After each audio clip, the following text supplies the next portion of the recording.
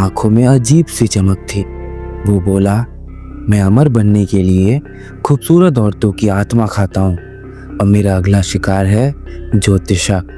और उसी वक्त वो शख्स गरजता है, वो टाइगर तुमने मारा वो मेरा पालतू था, अब तुम दोनों को मैं जिंदा नहीं छोड़ूंगा। साधु का रंग उड़ गया, लेकिन उसने तुरंत अपना स्वभाव बदला। डर दिखाने के बजाय उसने उस भूत की तारीफ शुरू कर दी। अरे वाह, क्या सुंदर रूप है आपका। आपकी आंखों की चमक तो सितारों से भी तेज है और आपकी शक्ति का तो कोई मुकाबला ही नहीं। आप तो असली जंगल के राजा हो। एक पल के लिए भूत खामोश था, फिर धीरे से उसके चेहरे पर गर्व की हल्की सी मुस्कान उभरी, जैसे उसे पहली बार किसी ने पहचाना हो।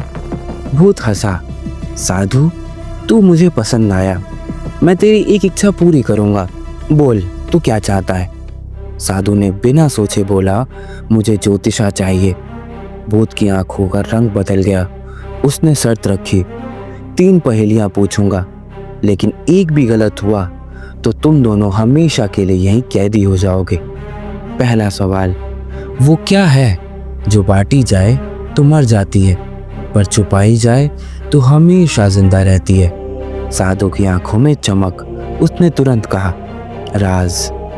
दूसरा सवाल, वो कैसी दौलत है जो बांटने से कम नहीं होती बल्कि बढ़ती रहती है।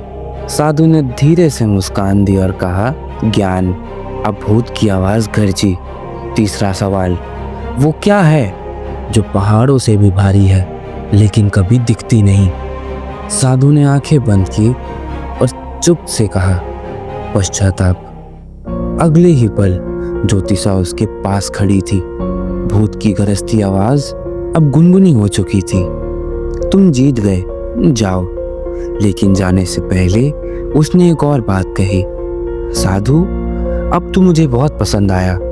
ज्योतिषा को उसके घर तक छोड़कर तुम्हें वापस मेरे पास आना होगा। साधु ने सर हिलाया हाँ की तरफ और ज्योतिषा का हाथ पकड़ा और दोनों जंगल के अंधेरों में गुम हो गए।